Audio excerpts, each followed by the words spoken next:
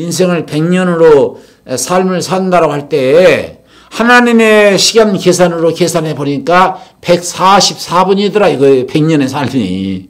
어떻게 해서 그런 계산이 나왔습니까? 이야기할지 모르겠지만은 100년의 삶을 하나님의 시간으로 계산해 보니까 2시간 24분밖에 안 되더라는 거예요. 시간적으로는. 합니다. 베드로후서 3장 8절 한번 읽어주세요. 사랑하는 자들아, 주께는 하루가 천년 같고 천년이 하루 같은 이 한 가지를 잊지 말라. 네, 그렇습니다. 사랑하는 자들아, 주께서는 하루가 천년 같고 천년이 하루 같은 한 가지를 잊지 말아라. 이렇게 말씀하고 있어요. 시편 90편 4절에 주의 목전에는 천년이 지나간 어제 같으며 밤의 한 경점과 같을 것이미로다. 이런 말씀을 하고 있습니다. 여기서 이 경점이라고 하는 말은 현대인들에게 있어서 참 어려운 말이에요. 이 조선시대에 있었던 시간표인데요. 조선시대 때는 1경부터 5경까지 존재했는데 8시가 초경이에요. 그리고 2시간 간격으로 10시가 2경이고 12시가 3경이고 그리고 새벽 4시가 5경이에요. 그래서 5경까지 딱 끝나요. 새벽이 끝나 이제 일어나는 것이죠. 새벽부터 일어나는 것이죠. 그래서 5경까지 있는데 2시간을 일컬어서 한 경점이라고 했어요. 예, 구호가 많이 들어있고 오히려 제가 읽기가 쉬워요. 이 한글 개성경에는 1956년에 펼쳐진 거 성경 전서 이거요.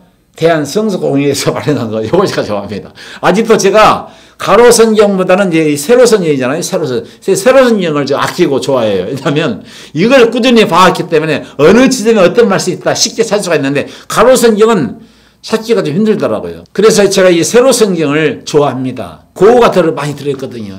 그래서 이 성경을 사랑하고 있고 킹 제임스 뭐 리빙 바이블도 좋고 뭐 홀리 바이블도 있고 뭐 이지 바이블도 있고 영문 성경이 많아요. 그렇지만 여러 가지 성경 중에서도 고호가 많이 들어있는 성경들을 보시게 되면은 심도 있게 깊게 성경 내용을 깊이를 알 수가 있어서 제가 이걸 더 좋아하고 선호하는 편입니다. 어쨌든 시편 기자는 인생의 한평생의 시간을 한 경점으로 표현했다는 거예요. 2시간. 인생의 우리 연수가 70여 강그라면 80년이라고 했잖아요.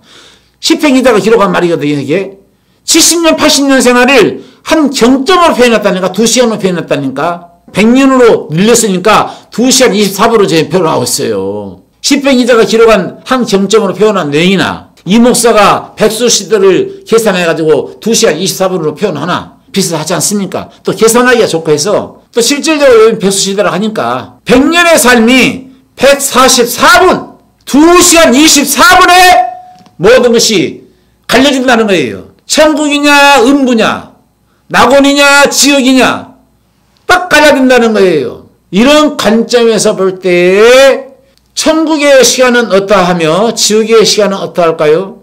똥처럼 버림받을 인생들, 똥처럼 버려져서 영원히 망할 사람들은, 그리고 지옥에 들어가는 사람들은 어떤 고통이 따릅니까? 성경은 뱀 속을 지옥에서 영원한 고통을 받게 될 것이다.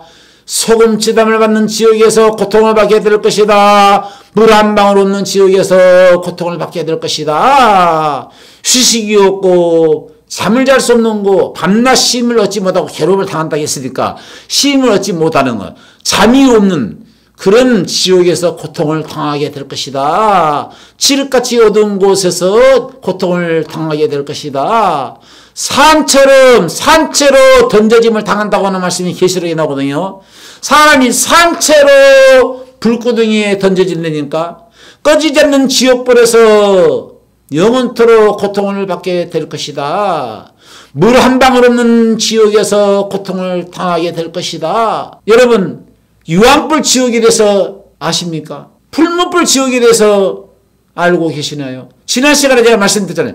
구더기도 죽지 않는 지옥. 구더기가 살을 파먹고 사람들의 살을 파먹는 그런 곳. 구더기가 있는 곳은 똥이 있어요. 똥과 구더기는 뗄래야 뗄 수 없는 불가분의 관계입니다. 그러니까 똥구덩이에요. 똥구덩이에 있는 지옥입니다. 구더기 있다고 하는 것은 똥이 있다는 증거예요. 온갖 세상의 모든 지저분하고 정말 생각하고 싶지 않는 모든 것들이 총망라해서 설치된 곳이 지옥입니다. 그곳에서 영원토록 고통을 받아요. 부자는 2000년 동안 불꽃 가운데서 고민 중이나이다 고백했어요. 이런 곳에서 고통을 당한다니까요. 아니 한 번 들어갔다면 나올 수 없는 뒷문이 없는 지옥이라니까. 슬피 울며 이를 가는 지옥이 있다니까 여러분. 슬피 울며 이를 가는 있으리로다. 그런 말씀이 나오죠. 앞으로 다 설명해 드릴게요. 아니 지옥이 불이 있는 곳이면 빛이 있고 열이 있는 법인데, 아니 빛이 있고 열이 있는 지옥인데 왜 어두운 지옥을 이야기했을까요? 캄캄한 흑암에 들어가리라. 이런 말씀을 왜 기록했나요? 자, 성경 볼까요? 자, 이런 말씀 보면은 너무 참, 자, 제가 읽어드리겠습니다. 유다서 1장 6절로 7절 13절 줄여서 이야기해 드릴게요.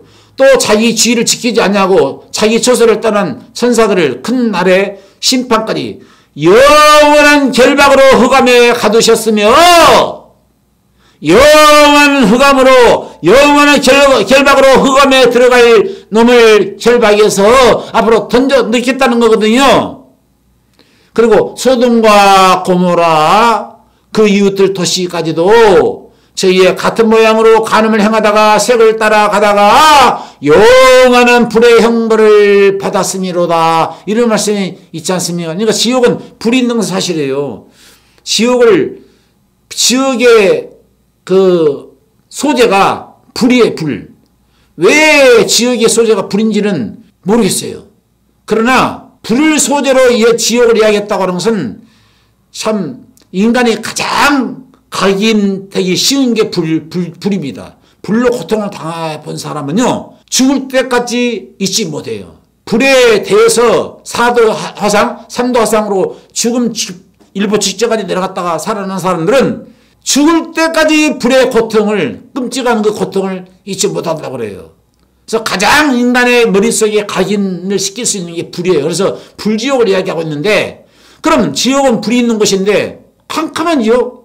이거 도대체 무슨 말입니까? 13절에 자기 수치에 거품을 품는 바다에 거친 물결이요 영원히 예비된 캄캄한 흑암에 들어갈 유리한 별들이라. 떠도는 사람들, 이 교회 저 교회, 이 부흥회 저 부흥회, 이 기도원 저 기도원으로 떠돌아 다니는 사람들 안착하지 못하고 갈급에서 쫓아다니는 거거든요.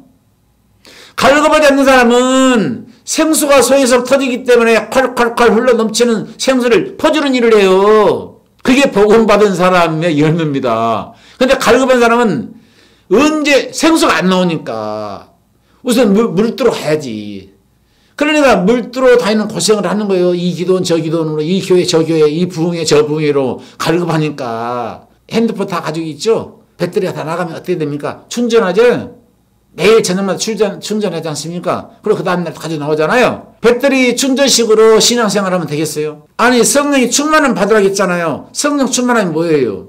성령 충만함이 열심히 냅다 기도 생활하고 말씀 보는 생활이 성령 충만이라고 알지만은, 물론 그것도 성령 충만하기 위해서 그렇게 하겠지요. 근데 근본적으로 성령 충만은 뭐냐면, 이 별빛이 마음 한가운데 자리 잡고 있으면은 그 별빛은 계속 속에서 빛이 비치는 거예요. 우리 주님이 샛별이라고 했잖아요. 샛별 대신 주님이 우리 마음속에 오셨다고 한다면은 그 빛에 의해서 계속 빛이 빛나는 거예요. 그게 충만해요. 생수의 근원 되신 분이 누굽니까? 예수님 아닙니까? 예, 생수의 근원 되신 예수가 마음에 자리 잡게 되면은 생수가 속에서 칼칼칼 흘러 넘치기 때문에 그게 충만해요. 우물가여인이 물 들어왔잖아요. 예수님 물 달라고 하니까 당신은 유태인으로서 어찌 나에게 물을 달라고 하시나이까. 야 여인아, 물 달라는 네가 누군 줄 알았으면 물을 주었으리라. 네가 주는 물은 먹으면 먹을수록 목마르지만 말이야, 내가 주는 물은 마음속에 솟아나는 샘물이 된다니까. 주여 그 물을 나에게 주셔서 다시는 물 들어오는 고생 좀 안 하게 주시옵소서. 그래 알았다. 그래서 주님이 메시아 형세를 증명하시고 그에게 생수를 주시고 구원을 주셔가지고 그가 물덩이 내어던지고 메시아 왔다라고, 메시아 만났다라고 복음 전하러 돌아다니지 않습니까? 그게 충만이에요. 생수의 근원 대신 주님이 자리 잡게 되면 생수가 콸콸콸 흘러 넘치는 거라니까. 그게 충만이라고요. 어떻게 성경을 해석하고 있어요? 불로 인해서 사람이 고통을 당하게 되는데, 불이 있다라고 하는 것은 열이 있다는 거고 빛이 있다는 증거인데, 그런데 왜 캄캄한 어두운 곳으로 들어가리라, 이 말이 무슨 말이고, 어두운데 내 던짐을 받아 슬피 울며 이를 갈며 있으리라, 이 말은 도대체 뭔 말인가 이 말이에요. 이 비밀을 제가 풀어드릴게요. 오늘 말씀 못 드립니다. 144번의 비밀을 이야기해야 되니까. 놀라운 거, 이거 놀라운 거. 이런 메시지를 들으러 진리를 들으러 교회 오는 거 아니에요? 근데 교회에서 지금 무슨 소리를 듣고 계시는 거예요? 세상에 먹고 사는 문제, 잘 사는 문제, 부자 되는 문제, 우리 아들 학교 좋은 대학 가는 문제, 사업 잘 되는 그런 문제, 기복적인 거, 예수 믿으면 사업 잘 되고 돈 잘 벌리고 병 고침 받고, 그런 메시지를 전하다가 70만 대군을 모았던 목사님이 이제 하늘나라 가셨어. 하늘나라 가셔서 하나님을 칭찬받을지 뭐 아니면 책망받을지는 아무도 몰라. 그러다 제가 여기서 말씀드릴 수는 없어. 기독교가 그런 것이 있어요? 그런 땅의 복을 주시려고 오셨다면 우리 예수님이 왜 이스라엘 백성들이 노마 지배하라 했을 때, 가난하고 어려움 당할 때 벌써 7개로 4,000명을 먹이는 걸로 끝냈죠? 그들을 평생 먹여 주셔야지. 평생 잘 살게 해주셔야지. 억압에서 벗어나게 해주셔야지. 그거 아니잖아요. 예수님이 직접 말씀하십니다. 너희는 먹을까 입을까 마실 것을 구하지 말아라. 이방인들이라 구하는 것이다. 그건 너희 천국에서 너희가 무엇이 필요한지 있을 것 다 알고 계시느니라. 이렇게 말씀하셨잖아요. 들의 백합화를 봐라. 하나님이 입히지 않느냐. 공중에 나는 새를 보라. 하나님 먹이시지 않느냐. 그럼 너희는 무엇을 먹을까 입을까 마실까 염려하지 말고 구하지 말라. 근데 구하지 말라 했는데 반대로 구하라, 찾으라, 두들기라 해가지고 그걸 구하게 하게 하고 찾게 하게 하고, 병원 있는데 병 고침의 역사를 일으켜서 많은 군중을 모아서 한편에 성공했다라는 소리를 세상 사람들로 하여금 들었겠지만, 과연 거기서 지옥을 알고, 이런 지옥을 알고 144번 이후에 되어질 사건에 대해서 준비 대비한 사람이 몇 명이나 있을까요? 주님 앞에 섰을 때 네가 성공자냐 아니면 실패자냐, 주님 앞에 판단을 받아야지. 이 땅에서 사람 많이 긁어 모으고 사람들한테 칭찬받고 큰 교회 세워서 성공했다라는 소리를 듣기 위해서 목회하는 목사님들 많이 계셔요. 성경으로 돌아갑시다. 성경으로 돌아가셔야지요.